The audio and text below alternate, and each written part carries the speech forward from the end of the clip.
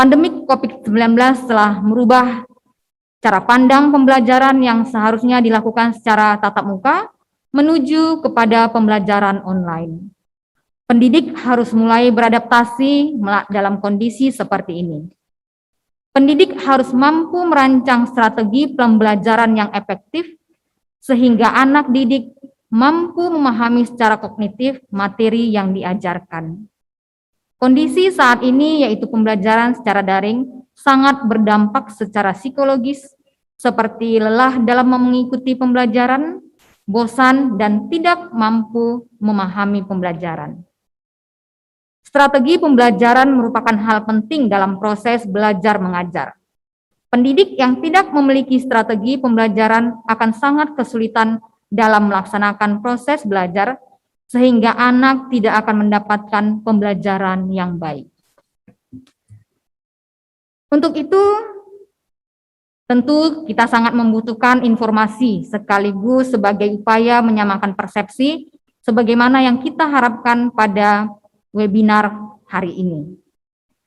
Pada dasarnya, forum ilmiah seperti ini sangat penting dan menarik bagi kita karena banyak sekali informasi penting yang akan disampaikan oleh penyaji. Baiklah, Bapak, Ibu, serta adik-adik kami mahasiswa, sebelum pemateri menyampaikan materinya, saya akan sampaikan beberapa ketentuan inti sebagai berikut. Yang pertama, pemateri kami berikan waktu untuk menyampaikan materi selama 30 menit. Yang kedua, selama pemateri menyampaikan materi, tidak diperkenankan untuk interupsi. Ketiga, setelah pemateri menyampaikan materi, maka kita akan membuka sesi tanya-jawab. Pertanyaan dapat disampaikan melalui chat pada Zoom maupun YouTube. Untuk pertanyaan, kami mohon kepada seluruh peserta untuk mencantumkan instansi asal serta nama dan juga pertanyaannya. Demikian peraturan yang akan kita laksanakan selama sesi presentasi. Baik, Bapak, Ibu, serta adik-adik kami mahasiswa, materi pertama akan disampaikan oleh Bapak Dr. Desyandri MPD. Saya akan membacakan CV dari Bapak Dr. Desyandri MPD. Dr. Desyandri MPD lahir di Suliki, Kabupaten 50 Kota pada tanggal 29 Desember 1972. Pada saat ini, beliau merupakan dosen S1 PGSD dan S2 Pendidikan Dasar di Universitas Negeri Padang. Bapak Dr. Desyandri MPD merupakan lulusan sarjana dari Prodi Pendidikan Seni, Drama, Tari, dan Musik di IKIP Padang. Menyelesaikan program Magister Pendidikan Dasar pada Pasca Sarjana Universitas Negeri Padang dan menyelesaikan program Doktor Ilmu Pendidikan di Pasca Sarjana Universitas Negeri Yogyakarta. Banyak buku, penelitian, serta artikel-artikel yang telah dituliskan oleh Bapak Dr. Desyandri untuk peningkatan mutu pendidikan di Indonesia. Baik, untuk tidak berlama-lama lagi, kami berikan kesempatan kepada Bapak Dr. Desyandri untuk memaparkan materi dengan judul Strategi Pembelajaran Kreatif di Era New Normal. Kepada Bapak, kami persilahkan dengan hormat. Oke, terima kasih Bu Maria Nenggolan, M.Hum. Bismillahirrahmanirrahim. Assalamualaikum warahmatullahi wabarakatuh. Salam sejahtera untuk kita semua. Om Swastiastu, Namo Buddhaya. Alhamdulillah pada pagi ini kita bisa bertemu di forum yang sangat kita banggakan ini. Tertumpang salam hormat kepada Bapak Ketua Yayasan, Bapak Dr. Palindungan Purba, dan juga Ibu Rektor, Ibu Dr. Elizabeth Purba, Ivan Elizabeth, para Wakil Rektor, dan juga yang sering ketemu ini Bu Dekan ini, Bu Dr. Anda Paniance Lumban Tobing. Selamat ketemu lagi Bu Dekan. Rindu rasanya ruangan ini saya pernah hadir di sini dulu, di ruangan Sari Mutiara. Insyaallah mudah-mudahan di kesempatan lain, mudah-mudahan corona ini sudah minggat dari bumi pertiwi ini dan kita bisa bertemu tatap muka kembali. Dan juga yang saya hormati Ibu narasumber, Ibu Profesor Dr. Anita Yus, MPD dari Unimed, dan juga Ibu Jenny, SPD, JSP. Nah, satu lagi yang saya banggakan juga ini, Ibu Taruli Silalahi, MPD, Ibu Ketua Jurusan atau Ketua Prodi PGSD yang ada di Fakultas Ilmu Pendidikan Universitas Sari Mutiara. Bapak Ibu kawan-kawan dari dosen ya, dan juga adik-adik mahasiswa serta webinaris dan juga insan pendidikan di seluruh penjuru tanah air. Karena saya lihat tadi di beberapa chat itu hampir melengkapi seluruh penjuru tanah air.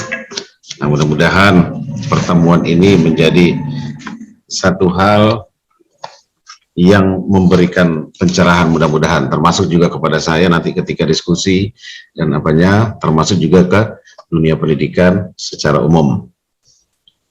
Baik, mohon izin saya menampilkan atau share screen. Ya, seperti yang dikenalkan oleh Ibu Maria Nenggolan tadi. Ya, saya memang bertugasnya di Universitas Negeri Padang. Nah, kebetulan dipercaya bersama Ibu Dekan FIP Sari Mutiara, Bu Tobing, kami mengelola untuk Himpunan Dosen PGSD Wilayah 2 Sumatera Barat. Nah, baik, sesuai dengan tema yang dibagikan, yaitu strategi pembelajaran kreatif di era new normal. Nah, ini merupakan satu tema yang sangat bagus sekali, sangat sesuai sekali, sangat cocok sekali, karena kita lihat, nah kita melihat di Indonesia ini paling tidak ada tiga tren besar yang berpengaruh terhadap profesionalisme guru. Nah, kita kenal di berbagai webinar dan juga di berbagai pertemuan dan juga kementerian sampai presiden juga bicara tentang Industri Revolution 4.0 yang merubah semua tatanan ini, semua yang biasa-biasa saja, semua yang tidak terkoneksi menjadi terkoneksi. Dan juga ketika P21 diluncurkan, kita juga dituntut untuk melakukan 4C. Nah, kecakapan abad 21.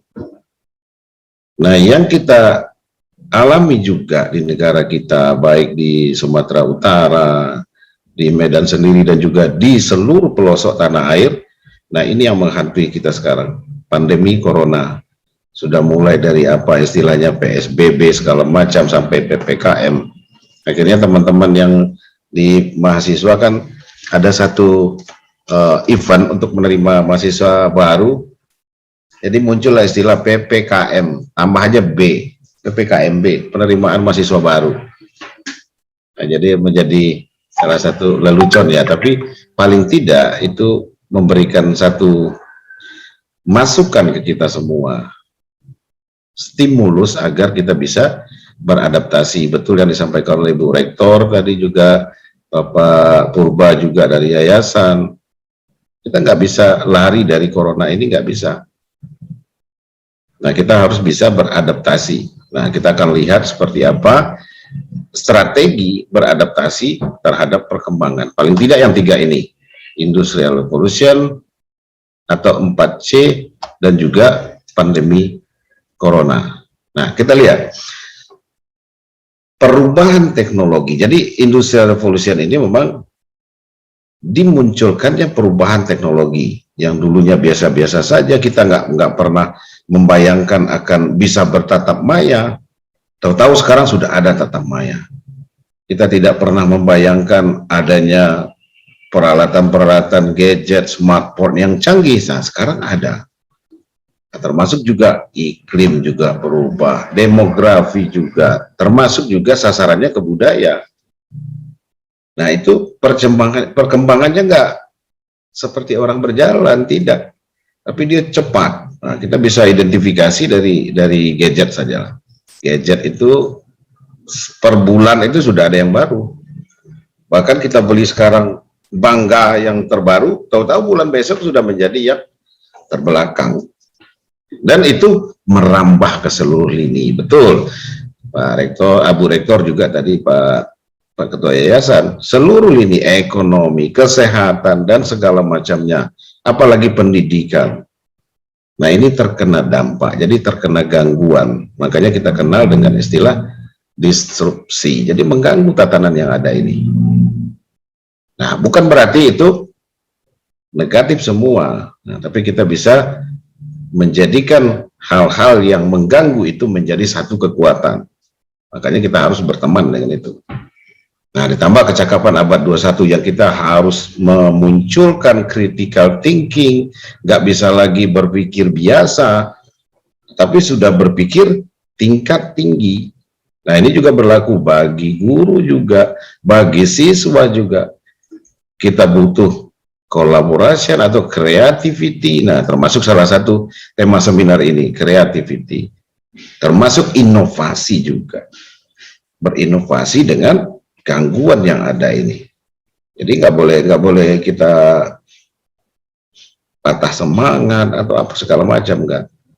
Nah, kita mulai ataupun dituntut untuk berkolaborasi, mengkomunikasikan segala sesuatu yang bukan hanya, misalnya kalau kita di kehidupan kelas, nggak hanya di depan kelas. Nah, tapi juga memungkinkan komunikasi di mading sekolah, komunikasi di banner atau baliho yang ada di sekolah, sehingga apa yang kita miliki itu diketahui orang lain. Apalagi sekarang sudah muncul jurnal-jurnal online. Jadi pemikiran kita itu yang dulunya hanya dikonsumsi oleh orang-orang terdekat, nah sekarang dunia mengkonsumsi pemikiran kita. Nah, ini kan jauh perubahan-perubahannya seperti itu. Dulunya kita tidak pernah menyangka tulisan kita dibaca oleh orang Afrika, tulisan kita dibaca oleh orang Amerika, Eropa, dan segala macam. Nah, sekarang terbuka peluang untuk itu. Jadi ada sesuatu yang bisa kita ambil positifnya dari kondisi yang ada. Nah, belum lagi 2 tadi, 4 Industrial Revolution sudah melanda kita semua, harus berteman dengan teknologi, perkembangannya sangat pesat, ditambah lagi kecakapan abad 21, belum selesai itu muncul lagi satu lagi yang menghantui kita semua, apalagi dengan varian barunya, varian Delta, membuat kita harus menjaga jarak, menjaga atau tetap melakukan protokol kesehatan yang biasanya kita ketemu salaman, nah sekarang nggak bisa lagi. Nah, ini. Jadi COVID-19 telah membongkar tatanan yang ada, sama persis dengan Industrial Revolution 4.0 ini atau 4.0 ini. Jadi kita harus muncul dengan tatanan baru. Oke, kita diganggu dengan segala macam, katakanlah berapa jumlah yang positif ini segala macam. Tapi itu juga tidak harus terdiam di situ ya kita Bapak Ibu semua ya. Harus bangkit lagi kondisi pandemi corona silakan jalan. Tetapi mindset kita dan juga strategi, metode dan juga metodologi kita juga harus ikut ke dalam tatanan baru ini. Nah, apalagi Indonesia yang katakanlah hampir ya sekian hari lagi, 3 hari lagi sudah masuk ke usia 76. Nah, ini apresiasi yang sangat tinggi buat kawan-kawan di Sari Mutiara, Bu Dekan ini membuat momen ini di 2 event besar, ya kan? Bahkan juga sebelumnya ada lahir Pancasila. Jadi moto Indonesia Tangguh itu memang apapun gemblengan yang ada, permasalahan yang ada, ini segala macam, masyarakat Indonesia tetap harus maju, harus tumbuh walaupun kondisi pandemi corona dan segala macam, termasuk juga adik-adik mahasiswa, walaupun dengan kondisi awalnya tatap muka menjadi kurang sreg dengan online. Nah, ini harus tetap tumbuh dan juga harus tangguh menghadapi kondisi-kondisi yang seperti ini, apalagi dengan pramuka. Nah, jiwa-jiwa semangat, jiwa-jiwa patriot, nah itu harus mengalir ke darah kita semua. Nah, jadi permasalahan-permasalahan yang ada itu kita carikan strategi. Apa strategi yang cocok untuk mengantisipasi paling tidak 3 permasalahan tadi. Nah, oke. Sekarang kita lihat data dari WIA Sosial, data internasional, bahwasannya di 2021 itu populasi atau penduduk Indonesia sudah 274 juta, hampir 275 juta. Sementara yang mempunyai mobile connection malah melebihi jumlah penduduk. Nah, ini yang kita hadapi ya sehari-hari ya, Ibu ya, termasuk juga siswa-siswa sekolah dasar, SMP, SMA, SMK, perguruan tinggi, apalagi dengan pembelajaran sistem daring sekarang ini, malah melebihi jumlah penduduk. Kenapa melebihi? Karena ada di penduduk itu yang bukan saja one man one gadget, tapi ada yang one man two gadget, 2 dia punya, 1 orang 2 punya, 1 orang one man 3 gadget, 3 dia punya. Makanya jumlah itu angka sangat lebih tinggi, persentasenya menjadi 125,6. Nah, kita beralih ke pengguna internet. Ini baru dirilis Januari 2021 ya, Ibu. Saya baru ketemu datanya 2021, tapi per Juli atau kuartal kedua atau sekarang sudah masuk Agustus, saya belum temukan datanya. Jadi 73% dari penduduk Indonesia itu sudah menggunakan internet. Nah, bayangkan Ibu, yang tinggal itu berapa? Sekitar 26,3%. Nah, kalau 26,3%, kita ambil lah, taruhlah yang mungkin usia bayi sampai usia 5 tahun. Mungkin belum ya. Nah, dan juga kita ambil usia lansia di atas 75 tahun ke atas, mungkin tidak. Saya rasa mungkin itu yang tidak menggunakan internet. Nah, semuanya sudah menggunakan internet. Apalagi untuk media sosial ya, yang aktif di media sosial. Nah, ini gambaran yang dampak dari Industrial Revolution 4.0. Jadi semua Internet of Things. Jadi segala sesuatunya internet. Mau ngapa-ngapain dengan internet. Sekarang orang nggak mau lagi keluar. Pandemi corona, nggak bisa bertatap muka dengan orang lain, nggak bisa dekat-dekatan dengan orang lain. Cukup 1 jempol. 1 jempol atau 1 one click, datang apa yang kita perlukan. Nah, ini dampak positifnya ya. Dampak positifnya dari internet ini. Nah, jadi ini kondisi. Nah, saya mau menggambarkan bahwasannya di pendidikan pun juga seperti ini. Walaupun tadi disampaikan oleh Pak Purba ya, Pak Ketua Yayasan, penetrasi jaringan internet termasuk infrastruktur memang belum memadai untuk daerah-daerah tertentu ya, yang jauh di pelosok itu mungkin susah. Bahkan juga kita masih mendengar mahasiswa-mahasiswa kita atau guru-guru kita yang berada di pelosok itu harus berjalan 2 kilo dulu mencari sinyal, harus atau harus mencari ketinggian, memanjat pohon. Nah, itu kita lihat juga di pemberitaan, memang disparitas itu masih nampak. Nah, tapi paling tidak dari data ini juga bisa menggambarkan bahwasanya 73% ini angka yang tidak kecil lagi. Nah, jadi itu dia. Dan tiap tahun bertumbuh sebanyak 27 juta. Nah, ini bayangkan Ibu semua, setiap tahun itu bertumbuh. 202. Nah, ini saya ambil dari sumbernya Simon Camp, datareportal.com. Ibu-ibu bisa lihat ini, atau Bapak Ibu atau peserta webinar bisa lihat. Kita bisa pantau perkembangan internet baik dunia dan juga Indonesia. Oke.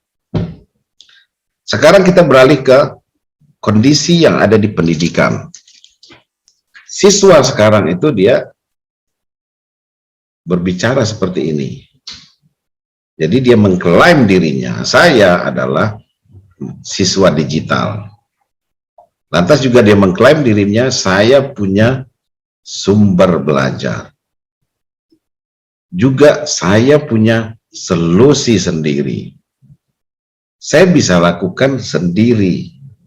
Dan dia mengklaim dirinya, I am a 21st century student. Saya ini mahasiswa abad 21, Ibu Bapak. Nah, gimana kita melihat ini? Berarti kan mereka sudah terkoneksi ya, paling tidak data internet tadi. Nah, ini berkaitan erat dengan data ini. Bahwasanya mereka sudah menggunakan gadget. Bahkan juga di reportal tadi bisa kita lihat berapa jam anak-anak muda ini menggunakan internet sehari. Sampai ke umur 64 tahun ke atas. Dan lumayan lama, paling tidak untuk siswa itu 3 sampai 5 jam satu hari menggunakan gadget. Nah, ini kan lebih ini Bu ya, lebih banyak dari porsi olahraga mungkin.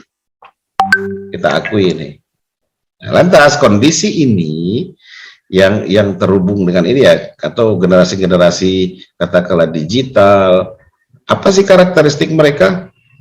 Nah, agar kita punya strategi untuk memberikan pembelajaran yang kreatif and inovatif. Jadi mungkin saya tambahkan sedikit yang di tema ini ada inovatif ya, inovasi. Generasi Z, generasi Alpha, gimana sih karakteristiknya? Nah, ini yang disampaikan oleh Pak Purba ya, Pak Purba, Ketua Yayasan dari Mutiara. Merdeka belajar itu salah satu bentuk yang mereka sukai. Mereka nggak hanya kuliah di Sari Mutiara, tapi bisa kuliah di UNP di Padang, mereka bisa kuliah di Unimed tempat Ibu Prof Anita Yus, atau mereka juga bisa kuliah di Aceh, bahkan juga ke Jawa, ke Kalimantan, ke Sulawesi, ke Papua. Jadi mereka menghendaki kebebasan belajar. Merdeka belajar seperti MBKM. Kalau kita di kampus, kampus merdeka. Nah, ini yang disukai oleh anak-anak kita. Menyukai hal baru yang praktis. Jadi, dia lebih menyukai kondisi-kondisi ataupun pembelajaran-pembelajaran baru, tetapi mereka kerjakan secara praktis, tidak terlalu susah dan segala macam ya. Nah, lantas juga kita lihat, selalu terkoneksi dengan internet. Nah, ini terbukti dari data 73% tadi, 73,7%. Pokoknya kemana-mana mereka bawa koneksi internet. Nah, ini. Dan juga lebih menyukai visual daripada verbal. Jadi dia nggak suka yang diberikan dijajali dengan penjelasan panjang dan segala macam, apalagi pada poin yang ini ya, poin 4 ini, kalau kita lihat kemampuan mereka mendengar mungkin 5 sampai berapa menit sudah bosan. Nah, sebaiknya kita juga memberikan suguhan-suguhan lain yang membuat mereka lebih termotivasi.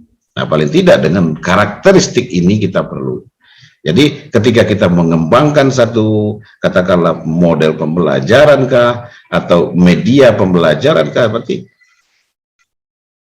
kita masukkan visual-visual ataupun video juga bisa, gambar-gambar yang menarik, bahkan tulisan-tulisan yang variatif. Nah, sehingga mereka juga lebih termotivasi daripada kita berikan penjelasan. Kenapa kan alam adalah titik, kata guru. Nah, ini kan mereka rentang perhatiannya pendek. Akan bertentangan dengan ini. Nah, mereka nggak perhatikan lagi. Jadi jangan disalahkan nanti siswa kita, sebentar, permisi Bu, mau kamar mandi. Permisi Bu. Ada segala macam. Nah, karena rentang ini, karakteristik ini yang menjadi dasar kita untuk membuat strategi ataupun memunculkan strategi. Nah, apalagi suka berinteraksi dengan banyak multimedia. Apalagi mereka memang masuk ke dalam media itu sendiri. Ada yang kita kenal dengan istilah interaktif multimedia. Nah, sangat suka mereka anak-anak generasi Z dan generasi Alpha ini. Di samping itu, mereka juga suka berkolaborasi, tapi tetap terjaga privasinya. Nah, ini mungkin yang membedakan generasi zaman dulu dengan generasi zaman sekarang. Dia tetap menjaga privasi. Lantas, nah ini yang saya sampaikan tadi, suka terhadap multimedia interaktif. Nah, ini juga data ini merupakan hasil-hasil penelitian juga dan survei di berbagai kalangan siswa, baik mulai dari PAUD ya, dari PAUD, PAUD sampai ke perguruan tinggi. Nah, dengan dasar inilah kita melihat, kita cermati betul seperti apa sih anak-anak sekarang itu. Nah, baru kita berikan satu treatment. Nah, kalau dalam kondisi atau dalam tema seminar ini, strategi. Jadi kita punya strategi bagaimana siswa itu belajar. Nah, seperti juga yang kita lihat di kurikulum 2013, intinya karakteristik kurikulum 2013 itu merubah dari yang biasanya guru yang mengajar menjadi siswa yang belajar. Kenapa? Nah, karena ini, poin-poin ini, karakteristik ini. Jadi lebih suka mereka bagaimana namanya belajar dengan melaksanakan, learning by doing. Kita lihat juga di ini ya, kita lihat juga di UNESCO dan segala macam. Lantas generasi digital seperti apa sih? Dia aktif, komunikatornya aktif dan kreatif juga secara virtual. Nah, untuk mengeksplorasi dalam menyajikan konten yang positif. Bahkan juga di banyak kampus memberikan kesempatan mahasiswa untuk membuat konten-konten positif, membuat konten-konten atau terkait dengan perkuliahannya, sehingga proses komunikasinya ini lebih berjalan. Nah, makanya ciri-cirinya ya dia komunikator. Nah, dia akan menyampaikan, memperoleh informasi secara luas untuk menambah pengetahuan atau knowledge untuk dimanfaatkan dalam berbagai keputusan atau kebutuhan, baik pembelajaran daring, tugas sekolah, perkuliahan juga. Jadi dia akan bisa secara leluasa mencari informasi. Nah, memiliki kemampuan dalam beradaptasi dan menerima informasi dengan cepat. Nah, ini bedanya dengan generasi mungkin kalau saya kategorikan ada old generation ya, generasi lama. Kalau dalam bentuk jaringan dan segala macam mungkin kita akui ya beberapa dari guru dan juga dosen masih lambat ya. Sementara siswa kita seperti ini. Nah, makanya kita juga nggak boleh kalah cepat dengan siswa. Jadi cenderung bekerja secara random, lebih memilih bekerja bersama tim. Nah, inilah gambaran yang pertama generasi alfa, generasi digital seperti apa yang akan menjadi dasar kita menentukan strategi. Kalau mereka belajar tidak lagi terbatas pada paket-paket pengetahuan, tetapi pola belajarnya lebih informal, nggak yang bisa biasanya duduk rapi-rapi segala macam ya, nggak lagi. Orientasi belajarnya sudah mandiri, self-motivated learning. Ya, walaupun kita tetap, nah, kolaborasi mereka juga tetap dari ciri-ciri yang tadi atau karakteristik yang tadi. Nah, tapi mereka, saya punya solusi sendiri. Nah, ini dia, orientasi belajar mandiri. Dia akan bisa cari secara mandiri. Tinggal kita mengarahkan bagaimana mereka juga tidak melupakan interaksi sosial. Nah, ini. Lantas juga, ini yang paling dekat ini. Banyak cara untuk belajar dengan banyak sumber. Tapi juga ada fenomena, Bapak Ibu semua dan adik-adik mahasiswa. Jangan sampai meniru ya, copy paste ya. Nah, kan yang terjadi sekarang seperti itu. Jadi kualitasnya mungkin yang perlu kita perhatikan. Nah, untuk itu perlu need the innovative strategies, baik guru dalam pembelajarannya, baik siswa juga di dalam belajar. Karena kondisi-kondisi tadi terus mempush kita semua. Harus cepat, harus terkoneksi dengan internet, menggunakan teknologi.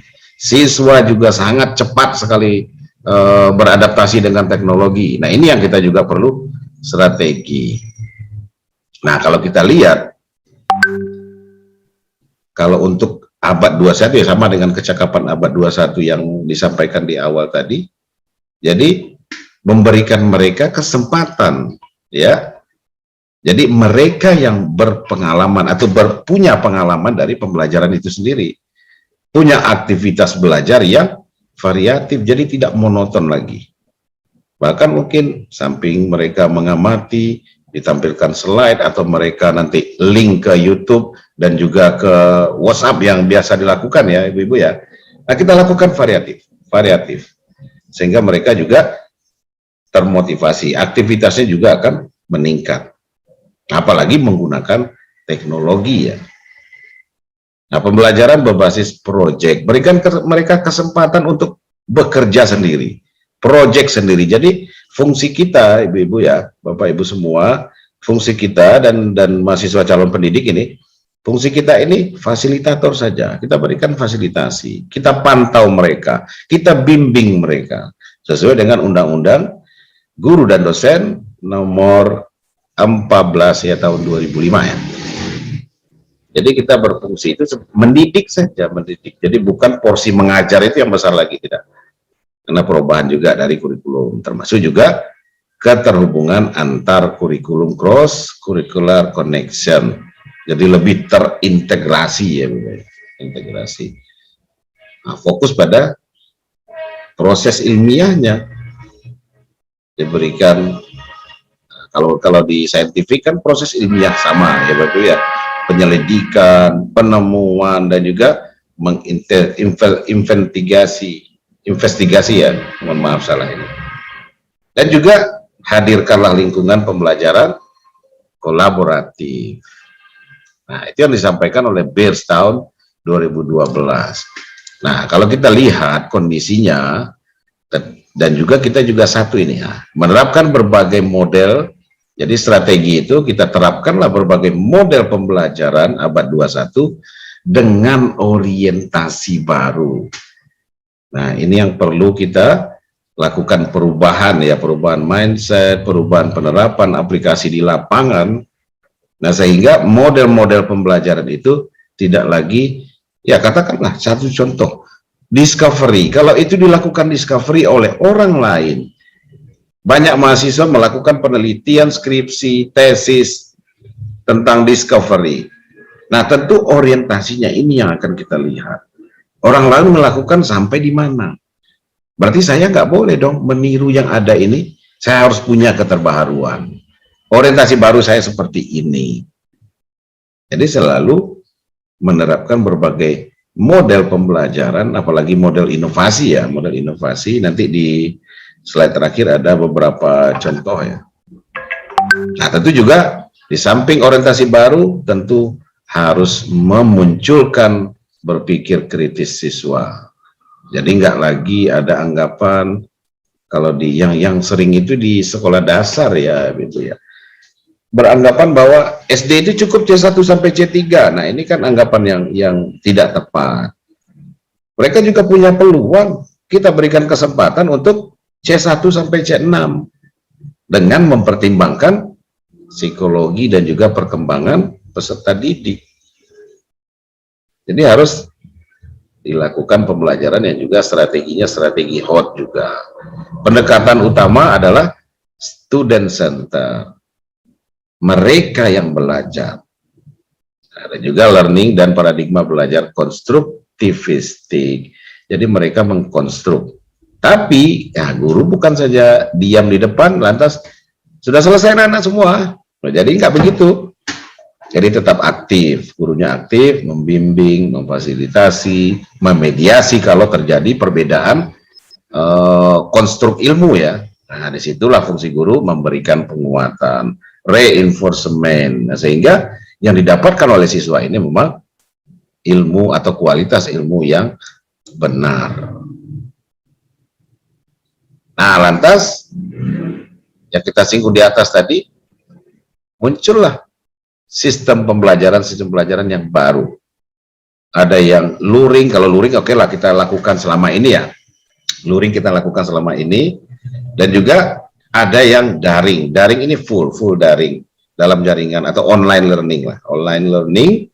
Nah, kalau luring offline. Nah, sementara ada satu lagi, kalau kondisinya sesuai dengan keputusan pemerintah ya, termasuk juga PPKM level sekian sampai level sekian, dulu PSBB dan segala macam, kita hanya diizinkan menggunakan shift, sekarang offline, nah, atau ada nanti online-nya, berarti kita bisa gunakan sistem pembelajaran bauran.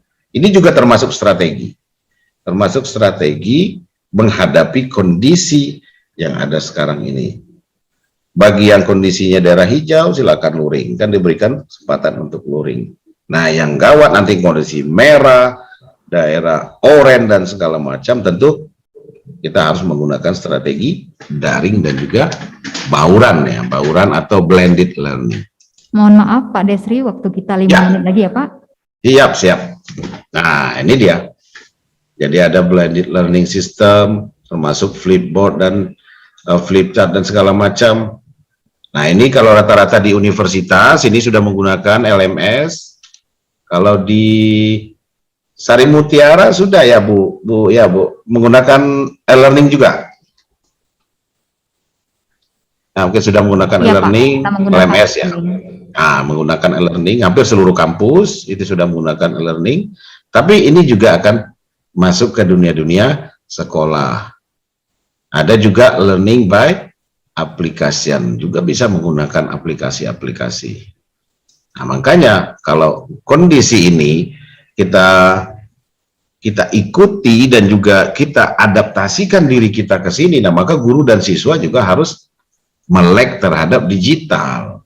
Nah, karena kondisinya kondisi digital semua. Ini saya sampaikan ada beberapa platform dan masih banyak yang lain lagi yang bisa kita gali, bisa kita pelajari. Apalagi kalau belajar aplikasi ini nggak terlalu susah ya ibu-ibu ya, bapak ibu semua, dan ada mahasiswa. Kalau dulu ya nyarinya susah, pelajarinya susah, beli bukunya dulu, entah kemana-mana dibeli bukunya, kadang ada, kadang enggak. Nah, sekarang tersedia, paling tidak di YouTube semua tersedia ini. Gimana cara membuatnya, gimana cara merancang model-model ini. Nah, ini sangat berguna sekali bagi adik-adik, karena mahasiswa itu pembaharuan, jadi membawa pembaharuan ke lapangan ya, ke sekolah-sekolah, ya silakan pahami ini, pelajari ini. Bagaimana menggunakan Google Classroom, Google for Education, Edmodo, Moodle juga ada. Nah, LMS tadi yang juga sudah digunakan di Sari Mutiara dan beberapa kampus ya, hampir seluruh Indonesia sudah menggunakan. Schoology, ada aplikasi Ruang Guru, Wiper, Office juga kita bisa manfaatkan. Dan ini gratis, yang saya ambil ini kecuali Ruang Guru mungkin ya. Ke Ruang Guru kan dia pakai kuota atau berbayar lah. Nah, sekolah kita juga di kementerian juga sangat banyak dimunculkan ini. Keep in School, meja kita. Ada dia juga mau bisa menggunakan Adobe Flash mulai dari CS1 sampai CS6. Jadi bahan ajar itu masuk semua ke sana, jadi muncullah multimedia interaktif. Nah, sehingga siswa juga berinteraksi langsung dengan pembelajaran itu. Jadi strategi kita, kalau memang mereka suka dengan dunia digital, ya kita berikan pembelajaran yang menggunakan dunia digital. Apalagi media sosial. Nah, ini yang sangat banyak sekali digunakan oleh ibu-ibu, bapak guru kita. Ke WhatsApp. Nah, tapi ya mungkin porsinya mungkin di beberapa keluhan dari siswa dan segala macam, termasuk mahasiswa, akhirnya banyak tugas Tugas itu seabrek, datang guru ini ngasih tugas lagi, selesai jam sekian, datang ini ngasih tugas lagi. Nah, ini mungkin yang perlu kita manage ya, kita manage. Kalau mau tetap muka, nah sekarang juga ada online ya, tetap muka online, sinkronos.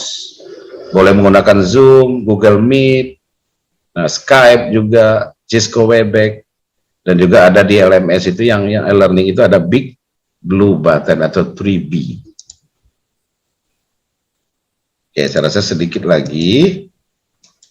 Berarti harus kita tekankan strategi pembelajaran itu ke arah pembelajaran yang bermakna, yang sesuai dengan kondisi siswa, dan juga tidak melupakan karakter, ya, dan juga keterampilan-keterampilan penting yang ada di abad 21 ini, atau kecakapan abad 21. Nggak fokus lagi ke materi, fakta, data, hasil riset, teori, rumus-rumus. Nah, karena ini juga akan menjadi usang ya. Dia butuh yang baru. Nah, lantas mereka juga tetap membutuhkan validasi informasi bagaimana. Jadi arahan dan bimbingan dari guru itu yang sangat mereka tunggu. Nah, kalau soal informasi mereka bisa cari sendiri. Tetapi untuk kebenaran dan penguatan ilmu tentu disitulah fungsi guru yang lebih banyak fungsinya. Jadi penguatan, meluruskan mereka kalau memang ada hal-hal yang belum terlaksana dengan baik atau tidak sesuai. Nah, jadi menggabungkan. Lantas ini harus beberapa contoh strategi apa saja model pembelajaran inovasi yang ada sekarang itu terintegrasi dengan teknologi. Baik itu dilakukan dengan sistem daring kah, luring kah, atau juga blended. Jadi harus mengkoneksikan dengan teknologi. Ada satu yang dikenalkan oleh Kementerian, Technological Pedagogic Content Knowledge, atau TPEC namanya, TPEC. Jadi seluruh konten pembelajaran itu terintegrasi dengan teknologi, apapun modelnya. Maka kitanya orientasi barunya ya terintegrasi teknologi. Jadi kita tidak menggunakan model inovasi itu yang sebelum menggunakan teknologi-teknologi yang canggih seperti sekarang ini. Kita harus menyesuaikan dengan kondisi sekarang. Nah, ini yang perlu perenungan besar ya, Bapak Ibu semua, webinaris. Kalau kita tidak beradaptasi, maka teknologi itu yang akan menggilas kita nanti. Ini saya ambil dari satu ungkapan dari DPD ya, saya dapat dari DPD RI. You have to manage your future. Nah, kita harus menata diri kita, baik guru juga, siswa juga tata diri. Otherwise, sedangkan kalau tidak ya di sisi lain, your future will manage you. Nanti masa depan itu yang mengatur kita. Nah, kalau kita nggak bisa internet ya sudah, Ibu, Bapak nggak usah ngajar dulu, katanya, kan? Jadi tata usaha. Nah, karena semua sudah berbasis internet. Nah, kalau kita punya atau bisa minta bantuan orang lain. Nah, kalau semua nanti harus dikerjakan cepat dan terjaring internet, nah tentu ada beberapa hal atau beberapa pekerjaan yang tidak bisa kita kerjakan secara optimal. Terakhir, guru harus beradaptasi, harus merubah mindset, termasuk juga siswa ya, insan pendidikan dengan tatanan kehidupan yang baru. Mulai dari 4.0, kecakapan abad 21, TPEC, HOTS, dan juga yang tidak boleh dilupakan, student character building. Jadi walaupun kita kuasai teknologi, canggih secanggih apapun Bapak Ibu, kalau tidak diikuti dengan karakter manusia, maka hal itu bisa jadi bumerang, ya kan? Jadi tidak ada benteng dari manusia itu. Bentengnya ialah kalau siswa dan juga insan pendidikan ya karakter, punya karakter, sikap-sikap, nilai-nilai positif. Oke, saya rasa mungkin itu yang bisa saya sampaikan. Sekali lagi terima kasih. Assalamualaikum warahmatullahi wabarakatuh. Baik, terima kasih Pak Desri, sangat menarik sekali pemaparannya. Saya tertarik tadi pada kecakapan abad 21 yang harus kita miliki pada saat ini. Critical thinking skills, collaboration, creativity, and communication. Saya juga tertarik pada ini, today's students. Saat ini anak-anak kita itu adalah I'm a digital learner, I have my own resources, I have an own solution, I can do it by myself, and I'm a 21st century student. Baik, mungkin Bapak Ibu dan adik-adik kami mahasiswa sudah banyak pertanyaan yang masuk ke kolom chat. Jangan lupa Bapak Ibu dan adik-adik mahasiswa untuk menyertakan instansi, nama, pertanyaan nanti ditujukan kepada siapa dan pertanyaan apa yang diajukan. Baik, sekali lagi terima kasih Pak Desri. Nanti kita akan buka sesi tanya jawab setelah selesai Sama-sama. 3 pemateri.